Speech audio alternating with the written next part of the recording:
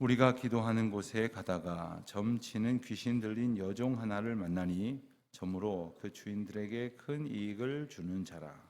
그가 바울과 우리를 따라와 소리질러 이르되 이 사람들은 지극히 높은 하나님의 종으로서 구원의 길을 너희에게 전하는 자라 하며 이같 여러 날을 하는지라. 바울이 심히 괴로워하여 돌이켜 그 귀신에게 이르되 예수 그리스도의 이름으로 내가 네게 명하노니 그에게서 나오라 하니 귀신이 즉시 나오니라. 여종의 주인들은 자기 수익의 소망이 끊어진 것을 보고 바울과 실라를 붙잡아 장터로 관리들에게 끌어갔다가 상관들 앞에 데리고 가서 말하되 이 사람들이 유대인인데 우리 성을 심히 요란하게 하여 로마 사람인 우리가 받지도 못하고 행하지도 못할 풍속을 전한다 하거늘 우리가 일제히 일어나 구발하니 상관들이 옷을 찢어 벗기고 매로 치라 하여 많이 친 후에 옥에 가두고 간수에게 명하여 든든히 지키라 하니 그가 이러한 명령을 받아 그들을 깊은 옥에 가두고 그 발을 착고에 든든히 채웠더니 한밤중에 바울과 실라가 기도하고 하나님을 찬송하며 죄수들이 듣더라. 이에 갑자기 큰 지진이 나서 옥터가 움직이고 문이 곧 다 열리며 모든 사람의 메인 것이 다 벗어진지라. 간수가 자다가 깨어 옥문들이 열린 것을 보고 죄수들이 도망한 줄을 생각하고 칼을 빼어 자결하려 하거늘 바울이 크게 소리질러 이르되 내 몸을 상하지 말라 우리가 다 여기 있노라 하니 간수가 등불을 달라고 하며 뛰어 들어가 무서워 떨며 바울과 실라 앞에 엎드리고 그들을 데리고 나가 이르되 선생들이여 내가 어떻게 하여야 구원을 받으리까 하거늘 이르되 주 예수를 믿으라 그리하면 너와 네 집이 구원을 받으리라 하고 주의 말씀을 그 사람과 그 집에 있는 모든 사람에게 전하더라. 그 밤 그 시각에 간수가 그들을 데려다가 그 맞은 자리를 씻어주고 자기와 그 온 가족이 다 세례를 받은 후 그들을 데리고 자기 집에 올라가서 음식을 차려주고 그와 온 집안이 하나님을 믿음으로 크게 기뻐하니라. 날이 새매 상관들이 부하를 보내어 이 사람들을 놓으라 하니 간수가 그 말대로 바울에게 말하되 상관들이 사람을 보내어 너희를 놓으라 하였으니 이제는 나가서 평안히 가라 하거늘 바울이 이르되 로마 사람인 우리를 죄도 정하지 아니하고 공중 앞에서 때리고 옥에 가두었다가 이제는 가만히 내보내고자 하느냐 아니라 그들이 친히 와서 우리를 데리고 나가야 하리라 한데 부하들이 이 말을 상관들에게 보고하니 그들이 로마 사람이라 하는 말을 듣고 두려워하여 와서 권하여 데리고 나가 그 성회에서 떠나기를 청하니 두 사람이 옥에서 나와 루디아의 집에 들어가서 형제들을 만나보고 위로하고 가니라. 아멘.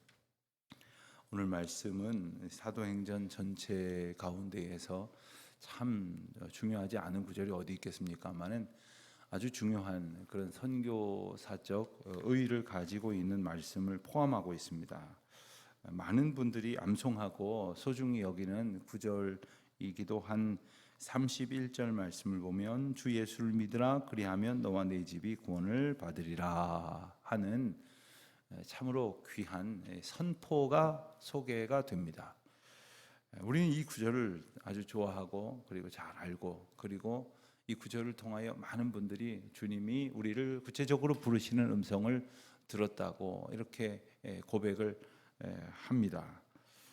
그렇지만 우리가 이 구절만 딱 잘라놓고 보아서는 안 될 것이고 이러한 참으로 귀한 선포의 말씀이 들려지게 된 배경이 무엇인가를 생각을 해보아야 합니다.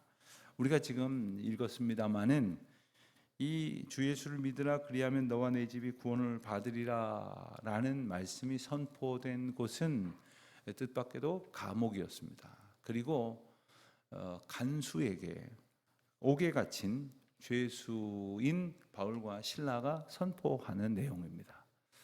이 간수가 어느 정도의 위치인지는 쉽게 짐작하기는 어렵지만 우선 우리가 읽은 내용들을 종합해 보면 바울은 상당히 중요한 범죄자로 취급을 받습니다. 상당히 중요하다는 의미는 그를 쉽게 다룰 수 없다는 뜻이고, 그리고 함부로 그냥 잡범 다루듯이 그렇게 살필 수 없다는 것입니다. 바울을 이렇게 감옥에 가둬놓고 그를 지키던 간수들에게 있어서 큰 일이 벌어졌다라고 볼 수밖에 없는 것은 바로 그 일 앞에 감옥에서 벌어진 엄청난 사건 때문이었습니다. 그 간수가 구원을 얻는 이야기로 이어지는 이 사건은 간수 한 사람이 단지 구원을 얻는 것이 아니라 간수와 그의 모든 가족들, 그때 당시에 이 가장의 회심은 모든 가족들의 회심이라고 말할 수밖에 없기 때문에 그렇습니다. 간수가 이렇게 회심을 하게 된, 예수 그리스도의 이름을 영접하게 된 사건은 바울이 열심으로 찾아다녀서 한 사람의 그 구원자를 얻은 그런 과정이 아니지 않습니까? 우리가 읽어본 대로 하나님의 정말 놀라운 방법을 통해서 간수와 그의 가족들이, 그리고 이제는 이 바울과 접촉점이 기대될 수 없는 그러한 로마 군병, 로마 관리, 로마에 있는 로마 제국에서 일하는 그런 여러 높고 낮은 그러한 공직자들에게 복음이 이렇게 확산되어지는 것을 일깨워주는 상징적인 내용이라고 할 수가 있겠습니다. 자, 그런데 왜 이 감옥에 갇히게 되었는가까지 오늘 말씀을 통해서 우리가 읽었는데 그 이유를 좀 살펴보아야 하겠습니다. 그 이유는 바로 거슬러 올라가면 16절부터 18절에서 보았던 사건입니다. 이 기도하러 가는 곳에, 기도하는 곳에 가다가, 그러니까 이 기도하는 곳에 회당이 없으니 사람들이 기도하는 곳을 찾아다니는 중에 희한한 일을 하나 겪게 됩니다. 점치는 귀신 들린 여종 하나를 만났는데 그 사람은 점으로 주인들에게 큰 이익을 주는 자라. 그러니까 이 사람이 신접한, 말하자면 귀신 들린 사람으로서 그 귀신이 가지고 있는 그 약간의 어떤 예지력 같은 것, 혹은 귀신이 보통 사람들이 볼 수 없는 그러한 그런 통찰을 가지고선 점을 쳐서 그것으로 주인들, 그러니까 여러 사람에게 종속되어서 그 사람들에게 돈벌이를 하게 만드는 그런 사람이다 하는 겁니다. 근데 그 사람이 바울과 일행을 따라다니면서 17절에 보니까 이렇게 소리를 질렀대요. 이 사람들은 지극히 높은 하나님의 종으로 구원의 길을 너희에게 전하는 자라. 맞는 말이죠. 하나도 틀림이 없는 말입니다. 이 귀신도 알아보는 어떤 성령의 임재를 17절 말씀을 통해서 우리가 알게 됩니다. 그러나 이것이, 그러면 귀신이 이 전도 사역을 도와주는 거냐? 결코 그렇지 않은 것이죠. 야, 귀신도 알아보니까 신기하다. 귀신도 이런 말을 하네. 귀신이 오히려 전도를 돕네. 이렇게 볼 것이 아닙니다. 그럴 것이었다고 한다면 바울이 그냥 두었겠죠. 이 말씀을 보면서 제가 생각났던 그 경험이 하나 있었습니다.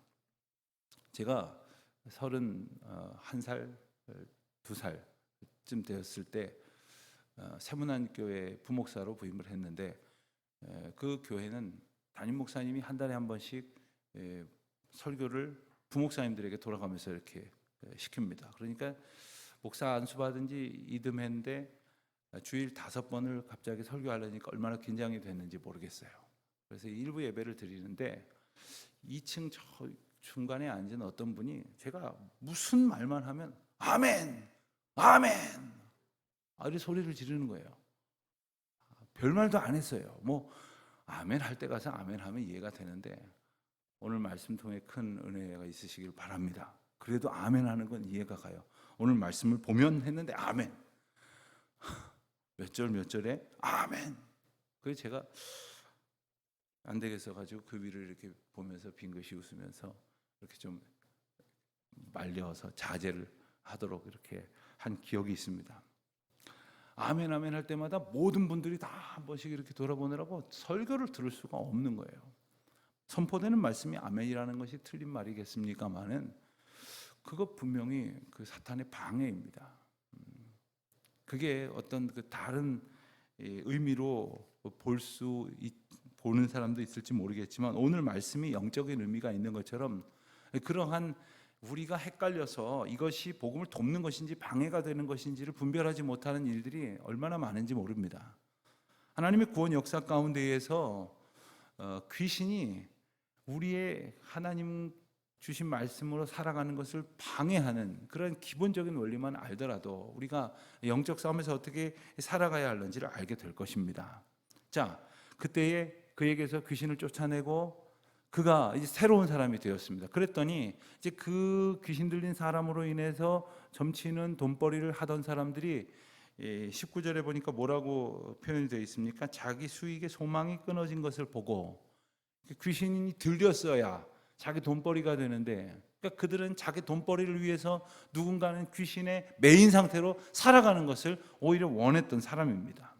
여러분, 복음이 전파되는 놀라운 역사 가운데에 루디아처럼 복음이 증거되는 일에 기꺼이 자기 집을 내어놓고 그 집을 교회로 모든 사람들이 와서 복음을 듣는 곳으로 하나님 앞에 온전히 드린 사람도 있지만 이런 복음에 방해 세력이 있었다는 것입니다.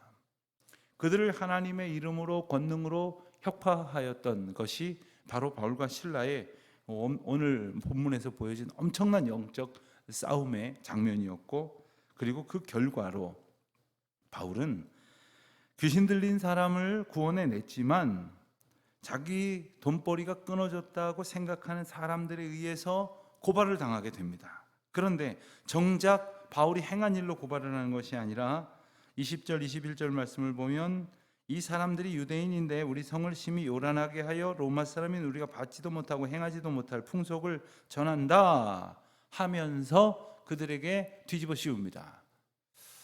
그러니까 이 핍박을 받는 것을 보면 우리가 선한 일을, 복음의 길을 걸어갑니다만 사람들이 우리를 향하여 공격해오는 것은 이렇게 얼토당토한 말도 안 되는 이야기들을 가지고 우리를 괴롭히는, 믿음의 사람들을 온전히 서지 못하도록 만드는 그런 일들을 우리는 보게 됩니다. 한국의 초대교회가 처음에 이제 전해졌을 때 이제 기독교인들을 핍박하면서 뭐라고 그럽니까? 우리의 풍속을 해치고, 예를 들어서 대표적인 거가 뭡니까?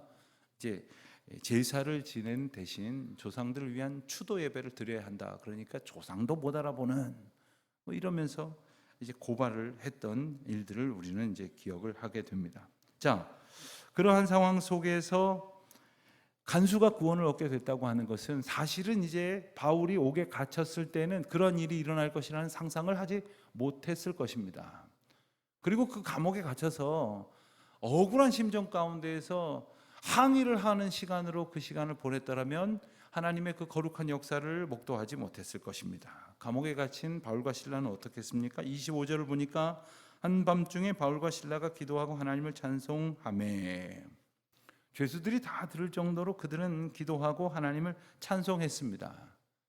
죄수들이 그 상황을 무슨 영문인지, 저 사람들은 왜 저렇게 노래를 부르고 그리고 하나님을 향하여 기도를 하고 있는지 알 수가 없었을 것입니다. 그런데 그 뒤에 일어나는 일, 26절에 보니까 갑자기 큰 지진이 나서 옥토가 움직이고 문이 다 열리며 모든 사람의 메인 것이 다 벗어진지라. 하나님께서는 이날 바울과 실라를 구출해 내기 위한 단지 사건으로 오늘의 이 이적을 행해 보여주신 것이 아닐 것입니다. 27절에 보는 대로 간수도 자다가 깨어 옥문이 열린 것을 보고 칼을 빼어 자결하려고까지 했다고 했습니다. 왜냐하면 이 간수의 사명은 이 감옥에 갇힌 죄수들을 지키는 것인데, 이건 보호하는 게 아니라 가두는 것이죠. 그런데 못 나가도록 가둬야 되는 게 그들의 사명인데 이들이 다 빠져나가서 도망한 것이라고 한다면 그건 자기가 죽을 만큼의 잘못을 저지른 것이기에 차라리 자결을 하려고 했었던 것입니다. 그때에 바울이 소리를 질러 내 몸을 상하지 말라, 우리가 다 여기 있노라. 이 상황을 간파한 간수가 어떻게 나옵니까? 내가 어떻게 하여야 구원을 받을 수 있습니까? 라고 묻습니다.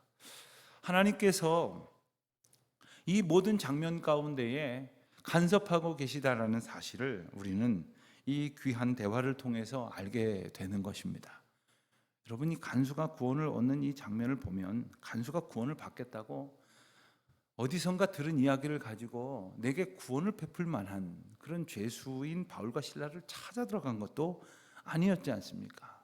그러나 그들 가운데 벌어진 이 엄청난 사건을 통해서 바로 자기 자신을 깨우고 자기 자신을 향하여 뭔가 내가 알지 못하는 그러한 거대한 영적인 그 은총이 내게 다가오고 있음을 이 감옥에 있는 모든 죄수들과 함께 이 간수가 느낄 수 있도록 하셨다는 겁니다.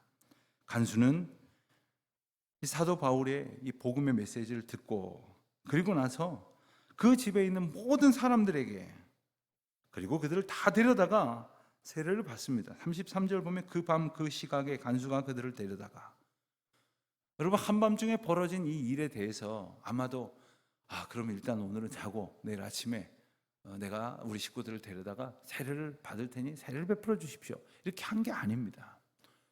사도행전을 보면 굉장히 긴박한 듯 하지만 이건 긴박함이라고 표현할 것이 아니라 복음에 관해서 즉각적으로 응답하게 하시는 성령의 놀라운 역사를 보게 하십니다. 우리가 하나님의 은혜를 얻었으면 즉각적으로 그 은혜에 합당한 삶을 살아야 할 것이고, 복음을 받았으면 그 복음에 합당한 복음의 전도자로서의 삶, 그리고 사랑의 중보자로서의 삶을 살아가야 한다는 것입니다. 오늘 우리가 이 하루를 살면서 하나님의 은혜 가운데 산다고 고백을 했으면 이 하루가 하나님의 은혜 가운데서 채워지기를 또한 살아내야 할 것입니다. 그리고 내게 주신 것이 복음이라고 한다면 또한 내가 그 복음 가운데에서 산다는 것이 무엇입니까? 그 복음의 소리를 듣고 나눠야 할 사람들. 지금 당장 전도지를 들고 사거리에 가서 서서 외치라는 말씀이 아닙니다. 나의 삶의 자리에서 때로는 이렇게 갑자기 지진이 나고 옥문이 열리는 이런 엄청난 사건을 경험한다 하더라도, 혹은 내가 예기치 못한 상황 가운데서 옥에 갇히는 그러한 고난을 겪는다 할지라도 나를 언제나 하나님을 예배하는 자로, 섬기는 자로 루디아처럼 우리를 인도하시기에 우리도 바울과 실라처럼 용기를 얻고, 비록 감옥에 갇혀서 이 어려운 일을 당하지만 하나님 앞에 찬송하고 기도하는 이 한날이 되시기를, 그 가운데 우리 주님 베푸시는 은혜를 마음껏 기뻐하며 또 마음껏 누리며 작은 일에서부터 복음의 증인으로 살아가는 저와 여러분이 되시기를 우리 주님의 이름으로 축원드립니다. 기도하겠습니다. 하나님, 저희에게 주신 복음의 능력이 저희의 능력이 아니라 주께서 베푸시는 은혜인 줄을 압니다. 저희가 무엇을 하고자 하는 것이 아니라 주께서 저희의 삶을 통해서 역사하시도록 오직 복음의 도구된 기쁨으로 살아가는 귀한 날이 되게 하여 주시기를 기도하옵나이다. 주께서 주장하시는 이날 주님의 은총 가운데에 호흡하며 또 사랑으로 섬기는 주의 백성들 되게 하여 주시옵소서. 예수님의 이름으로 기도드립니다. 아멘.